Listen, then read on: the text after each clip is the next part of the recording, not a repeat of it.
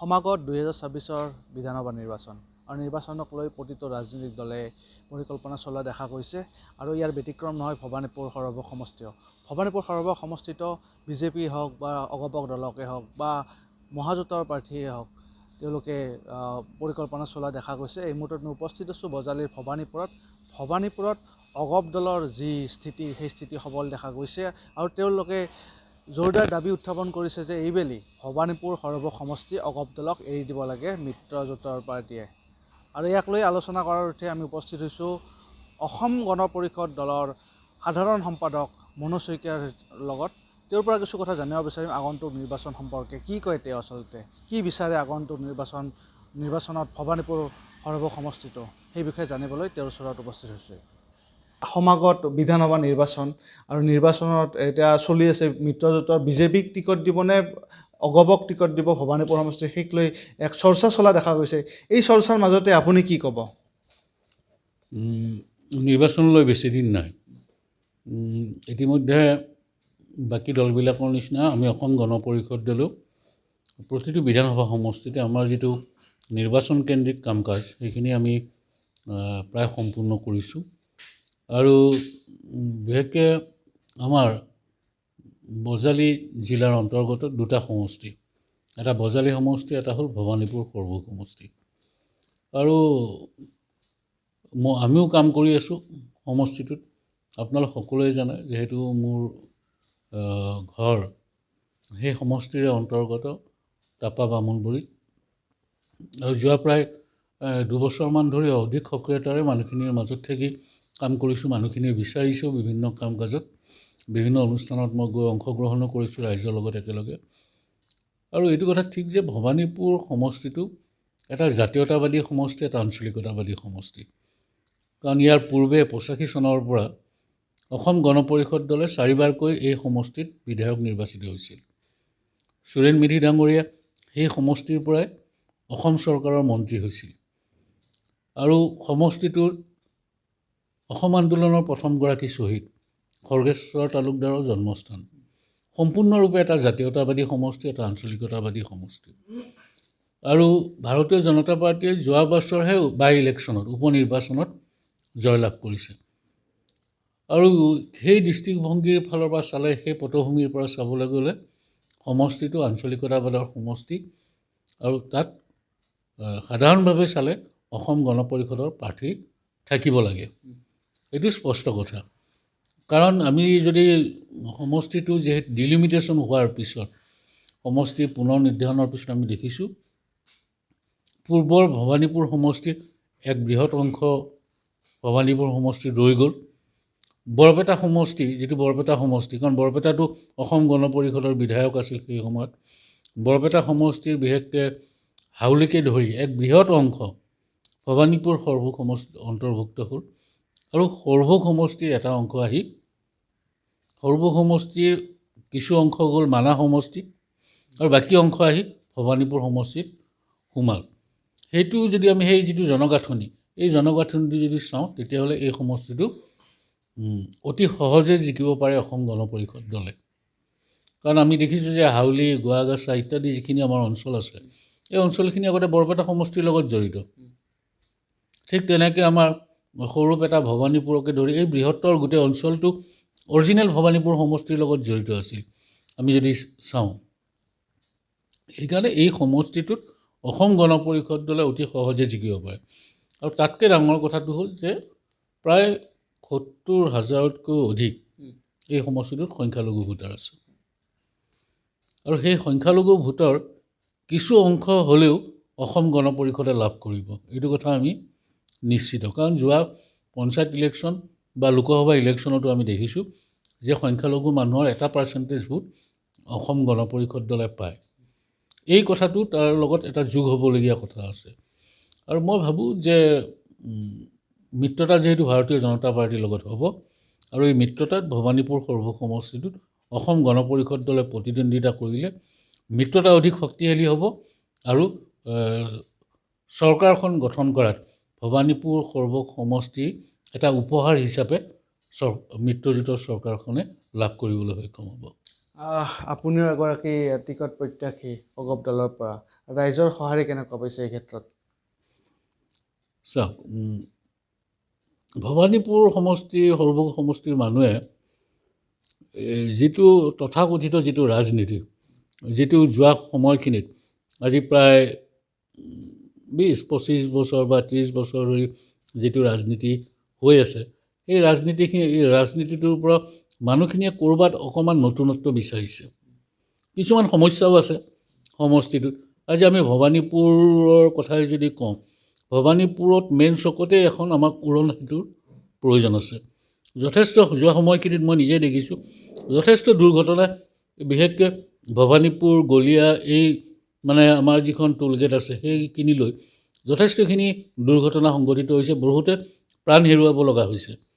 এফালে আমাৰ পাঠশালা হৈ হাউলি বৰপেটালৈ যোৱা যিটো পথ, সেই পথটো আনফালে আকৌ মানে আমাৰ কয়াকুছি তাপা হৈ সৰুপেটালৈ যিটো যোৱা পথ, এই পথৰ ওপৰত যদি এখন উৰণ সেতু নহয় তেতিয়াহ'লে কিন্তু মানুহৰ যাতায়াতৰ এক ভীষণ সমস্যা এটা আছে। তাৰ উপৰিও মই ভাবোঁ যে এই যাতায়াতৰ কথাটো, তাৰ উপৰিও মই ভাবোঁ যে তাত এখন উন্নত মানৰ চিকিৎসালয়ৰ কিন্তু প্ৰয়োজন আছে, যিটো কথা মানুহখিনি আমাৰ সমষ্টিৰ মানুহখিনি অনুভৱ কৰে। অকল সেইটো ভৱানীপুৰ বুলি নহয়, সৰভোগৰ ক্ষেত্ৰতো একেধৰণৰ এটা চিকিৎসা জনিত সুব্যৱস্থাৰ প্ৰয়োজন আছে। কাৰণ মানুহখিনিয়ে উন্নত চিকিৎসাৰ বাবে হয় বৰপেটা যাব লাগে, নহয় বঙাইগাঁও যাব লাগে, বা আৰু অধিক যদি বেছি ৰোগাক্ৰান্ত হয় তেতিয়া গুৱাহাটীলৈ আহিব লাগে। সেইকাৰণে তাৎক্ষণিক যিখিনি চিকিৎসাৰ প্ৰয়োজন সেইখিনি যাতে লাভ কৰিব পাৰে, তেনেধৰণৰ চিকিৎসা ব্যৱস্থাৰ এটা সুব্যৱস্থা থকাৰ কাৰণে মই ভাবোঁ যে কিছু সুবিধা থাকিব লাগিব। উচ্চ শিক্ষাৰ কেইবাখনো প্ৰতিষ্ঠান আছে। আজি আমি যদি চাওঁ, বিশেষকৈ সৰভোগত বৰনগৰ মহাবিদ্যালয় আছে, তাৰপিছত হাউলিত আমাৰ BH কলেজ আছে, ভৱানীপুৰ মহাবিদ্যালয় আছে, সৰুপেটা মহাবিদ্যালয় আছে। এইকেইখন আমাৰ হ'ল উচ্চ শিক্ষাৰ অনুষ্ঠান। আজি BH কলেজখন সত্যনাথ দাস ডাঙৰীয়াই এটা পৰ্যায়লৈ আগবঢ়াই লৈ গ'ল। সুৰেণ মেধি ডাঙৰীয়াই থাকোঁতেই ভৱানীপুৰ আঞ্চলিক মহাবিদ্যালয়খনক এটা পৰ্যায়লৈ নিলে।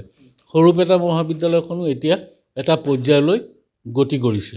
আৰু মই ভাবোঁ যে ইয়াত যিখিনি আৰু আনুষংগিক যিখিনি বিষয়ে হওক, হয়তো স্নাতকোত্তৰ আৰু পাঠ্যক্ৰমৰো তাত সংযোজনৰ প্ৰয়োজন আছে, যাতে উচ্চ শিক্ষা গ্ৰহণ কৰিব পৰা সকলোখিনি সমল যাতে এই মহাবিদ্যালয়কেইখনত থাকে, সেই কথাখিনি মানে ব্যৱস্থা আমি কৰিব লাগিব।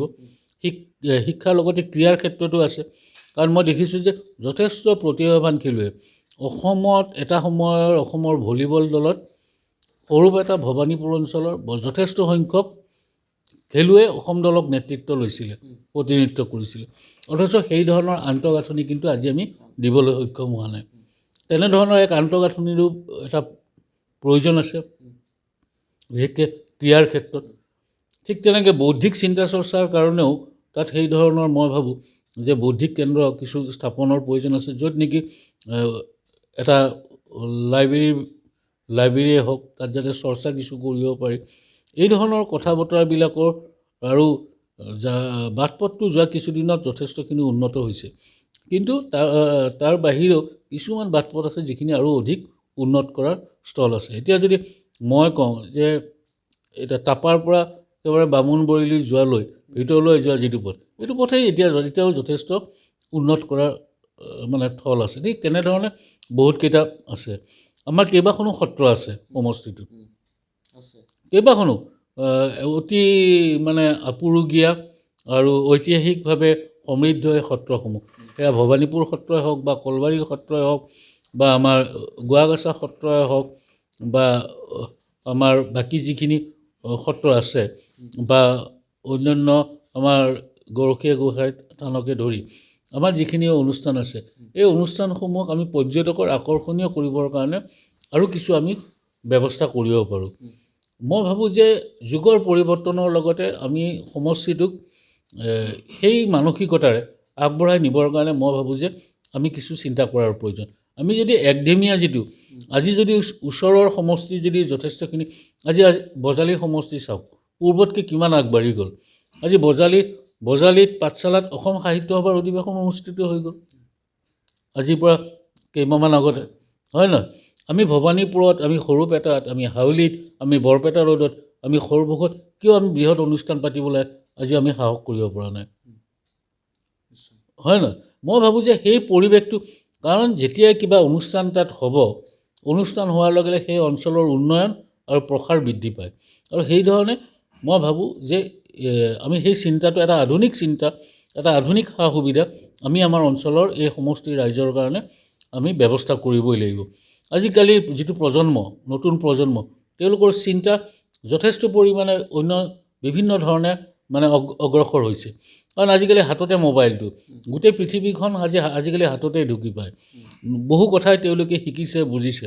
সেইধৰণে তেওঁলোক আগবাঢ়ি যাব বিচাৰে আৰু সেই সুবিধাখিনি যদি আমি দিব নোৱাৰোঁ আজি ইণ্টাৰনেট সেৱাটো আমাৰ গ্ৰাম্যাঞ্চলত আমাৰ ভৱানীপুৰ সৰভোগত সুচল হ'ব লাগিব আজি যদি ইণ্টাৰনেট সেৱাটো যদি সুচল নহয় তেতিয়াহ'লে যিসকল বিদ্যাৰ্থী আছে শিক্ষাৰ্থী আছে বা অন্যান্য কৰ্মৰত যিসকল আমাৰ ছাত্ৰ যুৱক বা যুৱতী আছে তেওঁলোকে আজিকালি এনেকুৱা ধৰণৰ হৈছে বহুতে ঘৰতে বহি কোম্পানীৰ কাম কাজ তেওঁলোকে সমাপন কৰে যদি ইণ্টাৰনেট সেৱাটো যদি সুচল নহয় তেওঁলোকতো তাৰ পৰা বঞ্চিত হ'ব আৰু মই ভাবোঁ যে তেনেধৰণৰ কিছুমান ব্যৱস্থা থাকিব লাগিব আৰু এটা আত্মনিৰ্ভৰশীল কৰিবৰ কাৰণে কিছু যুৱক যুৱতীসকলক লৈ নতুন পদক্ষেপ আমি হাতত ল'ব লাগিব কাৰণ গ্ৰাম্য অৰ্থনীতিটোৰ ওপৰতে যিহেতু আমাৰ ৰাজ্যৰ অৰ্থনীতিটো নিৰ্ভৰ কৰিছে আৰু সেইকাৰণে আমি ভৱানীপুৰ সৰ্ব সমষ্টিত বিশেষভাৱে আমাৰ গ্ৰাম্য অৰ্থনীতিৰ যিটো সবলীকৰণ তাৰ কাৰণে আমাৰ যুৱ প্ৰজন্মক আমি অৰ্থনৈতিকভাৱে স্বাৱলম্বী কৰাৰ কিছু আমি কাৰ্যসূচী হাতত লোৱাৰ প্ৰয়োজন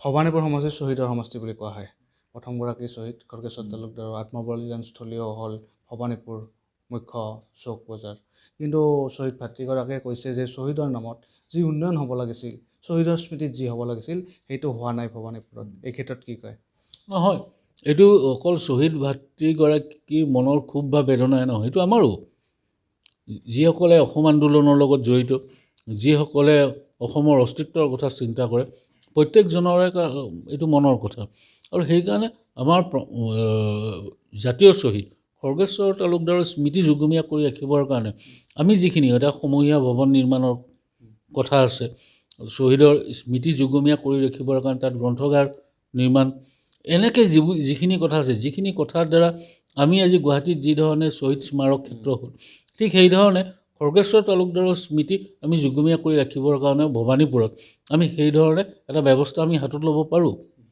কাৰণ ভাৰতবৰ্ষৰো বিভিন্ন ঠাইত যিসকল শ্বহীদ আছে তেওঁলোকৰ সেইধৰণে ব্যৱস্থা কৰা হৈছে আৰু মই ভাবোঁ যে এই কথাটোৰ জৰিয়তে আমাৰ যিটো জাতীয় আৱেগ সেই আৱেগক আচলতে স্বীকৃতি দিব পৰা যায় আৰু শ্বহীদ খৰ্গেশ্বৰ তালুকদাৰৰ প্ৰতিও আমাৰ যিটো শ্ৰদ্ধা সেই শ্ৰদ্ধা আমি জ্ঞাপন কৰি নতুন প্ৰজন্মক যাতে সেইধৰণে আমি উদ্বুদ্ধ কৰি ৰাখিব পাৰোঁ সেই ব্যৱস্থা আমি কৰা উচিত যদি ২৬ৰ নিৰ্বাচনত বিজেপিয়ে অগপক ভৱানীপুৰ সমষ্টি এৰি নিদিয়ে তেন্তে অগপ দলৰ পৰা কিবা মিত্ৰ ভংগ কৰাৰ সম্ভাৱনা আছে নেকি এটা সমষ্টিক লৈ কেতিয়াও মিত্ৰতা ভংগ নহয় এইটো এটা দুটা দলৰ সামূহিক সিদ্ধান্ত আৰু মই ভাবোঁ যে ভৱানীপুৰ সৰ্বক সমষ্টিটো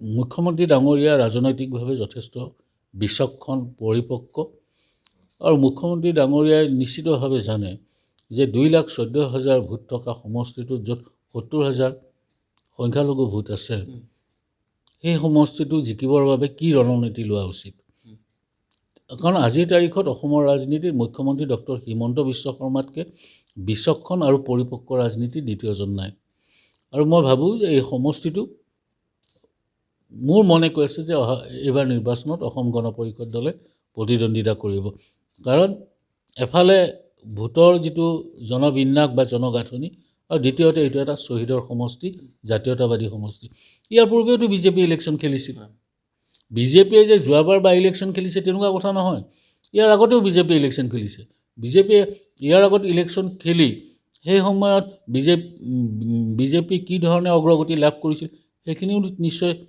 তেখেতসকলে জানে কিন্তু অসম গণ পৰিষদে তাত নিৰ্বাচন খেলিলে সমষ্টিটো অতি সহজে জয়লাভ কৰিব পৰা সুবিধা আৰু পৰিৱেশ আছে। আৰু এটা কথা জানিব বিচাৰিম, আপুনিও অগপ দলৰ পৰা টিকট প্ৰত্যাশী, আৰু কোনোবা টিকট প্ৰত্যাশী আছে বুলি ভাবে নেকি? এই সম্পৰ্কে কি ক'ব?